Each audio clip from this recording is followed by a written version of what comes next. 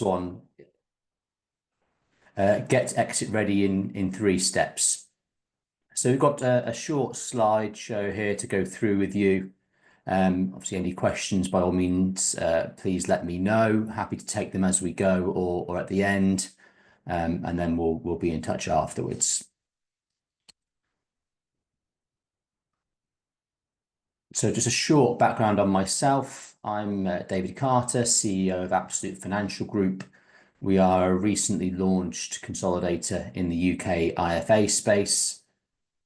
Our first acquisition of Absolute Financial Management is currently going through completion. So we've exchanged and we're waiting completion, hopefully in the next month or so. And we have a strong pipeline of further opportunities as well, which we're really excited about. Myself, I've been in the industry for 20 years, the majority of that as an advisor. So spent 14, 15 years advising clients, but the latter part of my career has been running a regional IFA firm, going through a series of M&A, so buying local practices and integrating them into my previous firm. And then I sold out of that business earlier this year in order to join and start Absolute. On a personal level, I'm a proud dad of 2. I've got a 4-year-old son, Teddy, and a 7-year-old daughter, Penelope. And I've also got a slightly mischievous fox red Labrador puppy called Ralph, who was good as gold until recently, but seems to be reaching his naughty stage at the moment. So hopefully that will be a short-lived experience. So we've got a few sections here. First section that goes into what does a good exit really mean for you and your firm. As part of building the Absolute Financial Group business and our proposition, we took a lot of time to speak to firms that had been through consolidation, but also a large number of firms that were looking at the market, what options were there, what did they like, what did they not like. So we've got a really good wide range of opinions and thoughts to try and structure this information for you. So these are the main aspects we've looked at in terms of a good exit. So understanding the why. It's not just about price, it's about purpose. So for a lot of people we've spoken to, price wasn't their first factor. Primarily, the reason for them was what's the next step look like? What does their involvement look like? How quick can they go if they want to go, or how long can they stay if they want to stay much longer? Invariably, the price is going to be broadly similar from most firms. There are some slight nuances from the vertical integrated players in the market, but most consolidators price firms in a broadly similar way. And therefore, it comes down to the proposition and the purpose of what you've done, but also what we would like to do together. What about you? So what your personal objectives are. So that kind of touches on the previous point. Some people are looking to retire immediately. Some people are just looking to de-risk and maybe sell a minority of the business. Some people love advising. Regulation has got more increasing in recent years. Most business owners wear many hats. So you'll have people that are dealing with finance, dealing with HR, dealing with compliance, but they're also the biggest business writer in the business. They're trying to grow the business, trying to move it forwards with technology. And ultimately, they're spreading themselves too thin. So we do meet people often that say, I just love being with my clients, and it's all the other stuff that kind of holds me back. So it's really working on what's right for that individual. And we're very flexible and fluid in our approach. We don't have a one-size-fits-all process. Looking then at the clients, so looking at around the client's best interests, this is the primary factor for most people when they're coming to that initial conversation. They want to understand ultimately what effect does it have on the clients, and they want to make sure the client's best interests are met. In the market, you'll get consolidators of all shapes and sizes. Some will insist on everything changing day one. Some will give a much longer tail to integration.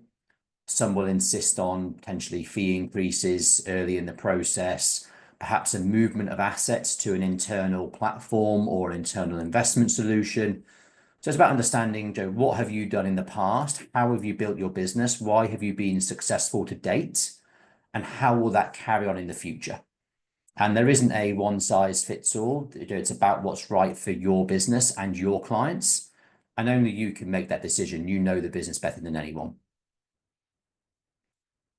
Taking care of your people is a really big factor for a number of people as well. So they've built a business, they've got an office in a local town potentially, they've got a number of staff invariably that have been with them a number of years and have helped them grow the business. And I think there's a definite understanding that they wouldn't have grown to the stage they're at, obviously, without that teamwork and that support around them. So whilst they might want to step out of the business, they might want to de-risk away from the business, it's really important for them that the people that have come on the journey with them are also supported and protected. Our proposition allows that. Our proposition is focused on taking the office, taking the staff, maintaining what someone has done historically. But for some people, they like to move offices perhaps into larger local offices. Potentially, there'll be a repetition of roles. So it's important to understand what does the other side of the deal look like, not just for the clients, not just for the principal, but also for the rest of the team. Legacy. So legacy is important to most people, but certainly the businesses we speak to, legacy is probably the overriding factor. They often comment that a lot of clients have become friends. Their businesses have grown steadily because of referrals, because they have that relationship, that connection. They want to be able to go into the local pub on a Friday and see a client and still shake their hand and get a pat on the back to say, you looked after me really well. The new firm are great. They're still looking after me. Service hasn't dropped off. So for them, that reputational piece doesn't end at the point of a sale. If they're in the community, if they're playing golf on a Friday, the local roll up and the number of people are clients, they want to be able to still walk in with their head held high. And it's important that the deal they do honors that for them. And the right deal is the best deal. Cultural fit now has become more important than anything. So I think having open, honest conversations at the outset about what is right for the business that is looking to exit, from the individual to the staff to the clients, but also what is possible from an acquirer, is really important that those objectives are aligned. What you don't want is a false promise of, don't worry, we won't do X, Y, Z. That becomes something in play once completion happens. So I think transparency, honesty, really being clear with your intentions as to what a good exit looks like is really important to make sure that an acquirer can either meet or get as close to as possible to your objectives.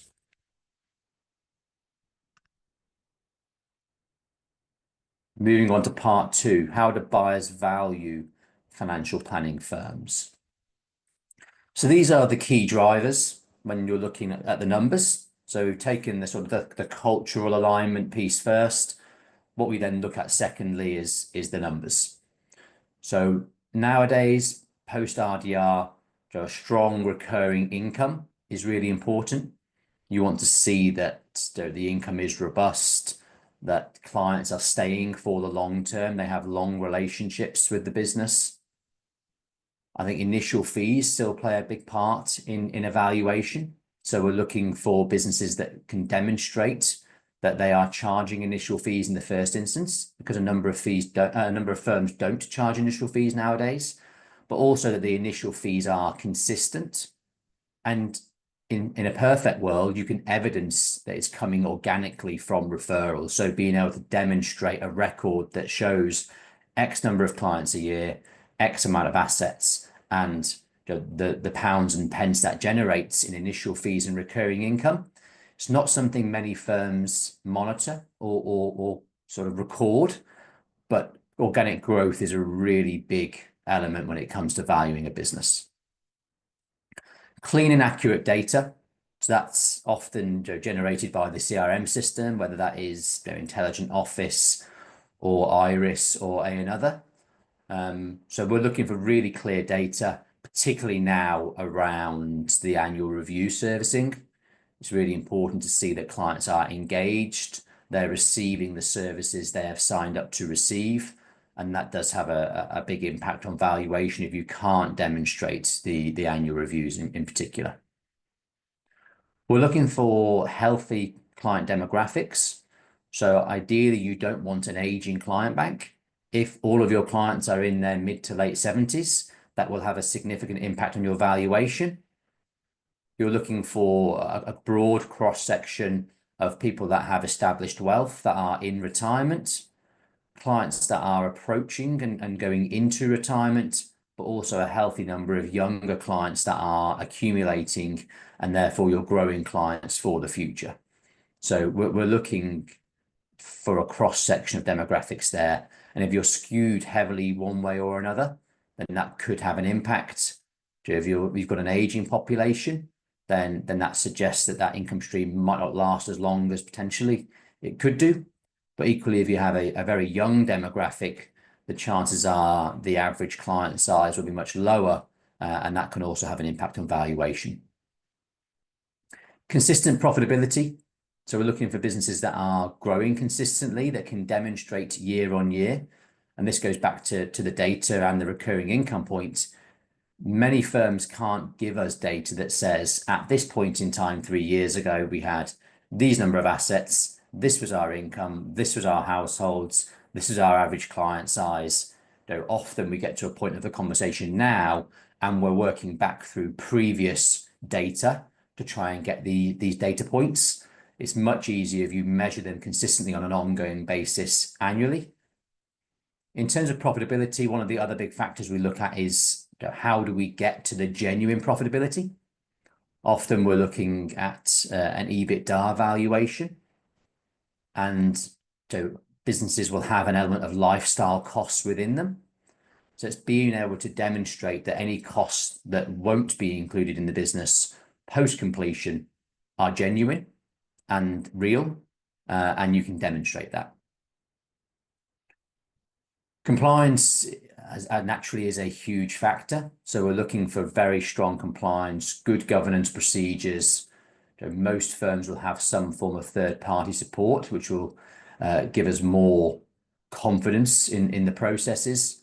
But that will definitely play a major part, particularly in a due diligence process around the annual review servicing and making sure that the advice given is appropriate. People and succession. As I mentioned on the previous section, for Absolute, we really want people. We want good people. We want people that want to come on the Absolute journey with us. And ideally, we're looking for firms that have an element of succession planning within them. So we're looking for firms that have a principal that is looking to exit over the coming years, whether that is within 12 to 18 months, 24 months, or potentially 3 to 5 years. But we're looking for a team behind them that can take over that business and run that business. That's really important. It's hard. And succession planning in the IF industry is particularly hard. But having a business that can operate without you at the point you want to exit is a really strong factor when it comes to valuation. Brand, reputation, and client loyalty. So we're looking to work with the best businesses. We're looking at in our view, the top 10% of firms in the UK is who we'd like to work with. So we want to see clients that have been there a long time, that are happily referring clients, a strong local reputation, good social presence, perhaps using things like vouched for, where you can evidence strong advice processes, a good reputation in the marketplace. And brand is a factor. So ultimately, businesses will fall under the Absolute brand, but a strong brand shows good recognition in the local community. And finally, cultural and strategic fit. It's the last point on the slide here, but for us, it's probably the first thing we consider. So for us, we really want firms that are culturally aligned when it comes to integration and forming one business. It's much easier And there is a path of least resistance if you view the industry in the same way, if you value independence, if you are financial planning led, if you genuinely care about what's right for the clients. So having that alignment at the start makes one, the deal much easier and the conversations much easier, but it also importantly makes the integration process much easier post completion, and ultimately can leave the clients unaffected as part of the process. We're looking for the clients to have a continuing experience that is one of the best in the market. Risk factors that reduce the valuation. So over-reliance on the owner. So no succession plan. So the owner doing every job, wearing 4 or 5 hats. And if they were to leave, there is no business. So we need a good, robust business behind. Poor data quality. So not being able to establish what assets were at different points in time, how many clients were in place, what charging structures were there, what recurring revenues were in place in previous years. You want to see a business consistently growing in all aspects. An aging client base. I think as I touched on previously, if your clients are all mid to late 70s, ultimately the longevity of those clients will be much less than an average client age in their late 50s, early 60s. And that will impact the valuation. So poor compliance or governance is probably a deal breaker for everyone. So you really need strong compliance, strong governance, and evidence of that. Revenue concentration. If half of your business is within a handful of clients, then that will impact your valuation. Great for the business owner in terms of workload and number of people to look after. Not great for an acquirer where the risk is so concentrated on a handful of clients, and therefore the success of those clients coming across, making or breaking a good deal. Operational efficiencies, so looking at ways that can be improved. And if inefficiencies aren't the be all and end all, but it's probably the lack of desire to change that will be a bigger issue there. Cultural or philosophical misalignment. For us, if we have that feeling at the outset by having that open, honest, transparent conversation, if we're not aligned, then we're pretty early in the process to step away. And I think that's right for all parties. We are independent, we are financial planning led, and we are client outcome led. We do not offer incentives, or we don't have the ability to move assets to an internal platform or investment solution to incentivize a deal. So if that is at the forefront of someone's mind, how can I extract more value from my exit? Then ultimately for us, we're looking to pay a fair value for a great business. We're not looking to incentivize or move assets to pump the numbers. And an unclear future ownership or succession. We want all parties within the business to be aligned. We want them to see an exit as good for everyone, not just the principal. So whether that brings ownership opportunities, whether it brings roles that would be created in a larger organization and therefore career opportunities, it's important that the whole team buys into an exit as opposed to just the vendor.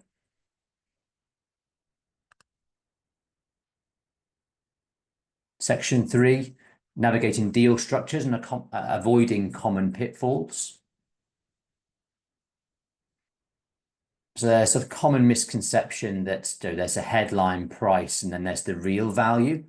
I think it's getting better, I would say, but there is certainly a feeling, or has been a feeling historically, that you'd be offered a headline price and then during the due diligence process, you would be slowly chipped away. I think firms gather more data earlier and are more intentional with their offers now. So it's important that the headline price is right for the principal who wants to exit, but it's important that those values are also included. So the cultural fit, the team, the office, the legacy. It's not just about the pure numbers. In terms of a typical deal structure, invariably, most deals will operate on a 2-year earnout. So that will be structured with 50% of the consideration at the point of completion on day one. Ordinarily, you'll have 25% paid at the end of year one, subject to certain stipulations. So that may be just maintaining revenue, it may be maintaining profit, it may have an element of growth targets you need to achieve. It could, with a vertically integrated model, include moving a certain volume of assets to an in-house platform or an in-house investment solution. So there are a number of factors that will dictate that second payment. And then typically there is a third payment at the end of year two, which would be, again, ordinarily another 25%. Some people will pay marginally more up front if that's part of the deal structure. There is a negotiation there with most firms. But I would say 99.9% of deals will have a structure that is aligned to a 2-year time frame and some element of consideration paid at the end of year one and the end of year two, based on maintaining revenue or other factors. There is potentially the opportunity with some firms to roll over equity into the main business. That would typically depend on the size of the business, where that business is based, potentially in terms of the plans for the consolidator. If they want a deal in a particular location, they may incentivize that, or it may be that someone is going to join and add value over the next 3 to 5 years, and they want to make sure that that value is recognized and they are rewarded accordingly. Ultimately, I think the main aspect is to make sure there is alignment. So what you are being offered is fair and it is true, it is genuine, and the experience you are going to receive post-completion is the experience that has been promised. So it is vitally important that you are intentional with what you want post-completion, and it's vitally important that you get all the answers that you need. And if you don't, then you need to push for more answers and more clarity, because before the deal is done is when to get the information out. Once the deal is done, often it's too late. So it's really important, as I say, to have those open, honest, transparent conversations from day one, to make sure everything is as you would expect. The common pitfalls: over-promising during negotiations. So that could be based on a lack of change or on a higher number that is realistic. So I think it's really important to make sure that, say, all pieces of the puzzle match. So the value you're being offered is real and genuine, and it's realistic to achieve. There's no point having a great headline rate, but actually delivering that during the earnout is nigh on impossible because you can't achieve the numbers. Understanding what you need to do to get those deferred payments. So exactly what numbers do you need to hit over what time frame, what metrics are there, how often can you get information from the business or from the acquirer to make sure you are on track? Are you privy to that information? Overestimating control and decision making. So most firms will centralize certain aspects of what you do day to day right now. So it's important to understand what decisions can you make in the office day to day, what is expected of you if you have been running the business and have had freedom over your time, and how much you holiday and what pay rises you give to staff, and whether you hire and fire because there is a need for more people in the office. All of those decisions, you need to understand, are they still yours or are expectations different? And the last point is failing to account for future buyer exits. So consolidators can have a bad reputation, and some are good, some are indifferent. But it is fair to say that if you're selling to a consolidator, you have an element of what the future looks like. It's known to you at the point you exit.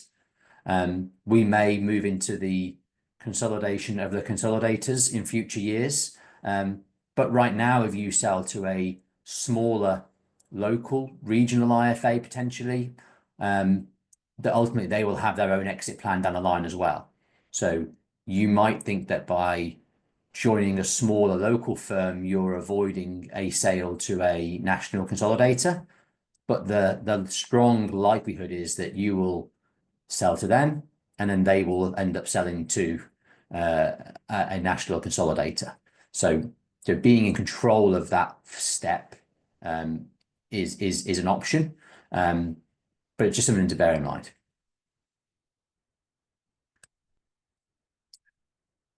Professional advice isn't a good to have, it's a must. So it's vitally important you get advice from a good legal source, ideally with financial services experience. There are a number of firms that specialize in this space now. It's really important that on both sides, from the buyer as well as the seller, they have independent professional advice and they can work through the nuances of a deal, because a sale and purchase agreement is a significant document, and it's really important that it irons out all of the detail so everyone knows exactly what they're getting into with a transaction. I think we are 1 minute shy of our 30-minute window, so I'll just finish off with a couple of slides. We have created our business exit readiness scorecard. There's a QR code on the screen now, or you can reach it on our website as well. It only takes 3 minutes. It runs you through a series of questions. It's completely confidential, and it will give you a personalised report showing you areas that perhaps you need to consider before an exit. What it looks like is something like this. So it has 6 sections: legal and tax planning, personal readiness, business financial health, compliance and risk, operational readiness, and succession transition. So each of those sections asks a number of questions, very straightforward, quite quick to answer. It will reference all of the areas we've been through in this presentation today. So do you have a team that can succeed you? Do you have your compliance records in order? Have you got a solicitor that could act for you that you're already attached to, etc.? So you'll answer all the questions, and then it will give you an overall score, and it will show you any area potentially that you could take more time to look into.